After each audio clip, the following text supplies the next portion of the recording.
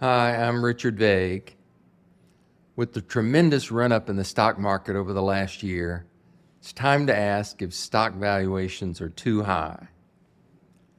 We're not stock pickers, nor market prognosticators, so this is very risky because, of course, the stock market fluctuates quite regularly and sharply. In just the last 5 years, stocks have been up 22%, down 34%, up 114%, down 25%, and since September of 2022, with the S&P now at 5,005, up 40%. But we can at least get a sense of where it stands relative to the past to get a general sense of whether it is currently overvalued. If we look at the price earnings or PE ratio of all publicly traded equity in the U.S., a frequently used measure, we see that it is 24 times, or a 24 PE, which is high. The metrics in 2020 and 2021 are inflated from the collapsed GDP during the pandemic.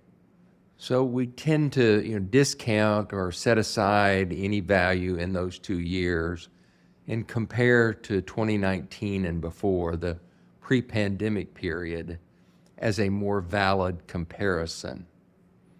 If we use those 2019 and before numbers, the PE ratio now is the highest we've seen in over 20 years. If we look at the market capitalization of these publicly traded companies in ratio to GDP, with GDP being in essence a measure of total national gross income, and again taking out 2020 and 2021, we see that market cap to GDP is at an all-time high of 186%. Now, I might say this is a favorite measure of legendary investors such as Warren Buffett. Now, if we look at the market capitalization in ratio to total debt, which is a measure almost no one uses, it is moderately high at 65% as compared to a high of 82% in 1999, just before the dot-com bubble burst.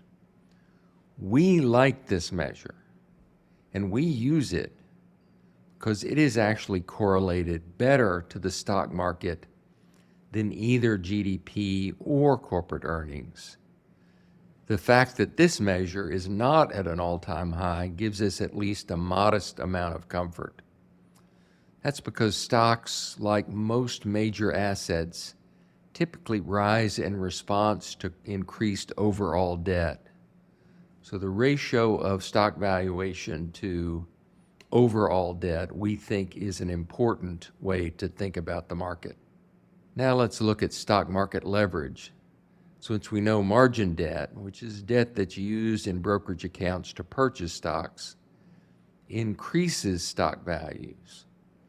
Here we see that margin debt to GDP is only moderately high at a level of 2.5%. However, as we have pointed out previously, equity-linked derivatives, things like options and futures, which in our view are in essence a form of debt, are at an all-time high of 21% of GDP, and therefore a basis for concern.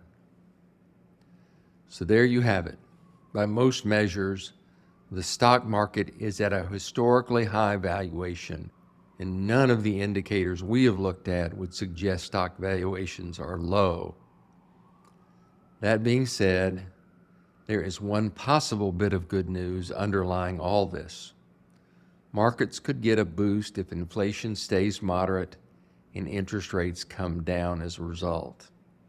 And we believe the chances of that are good unless war in one of the world's many hotspots, such as Ukraine, Gaza, and the terrorist attacks on shipping in the Red Sea, get further out of hand.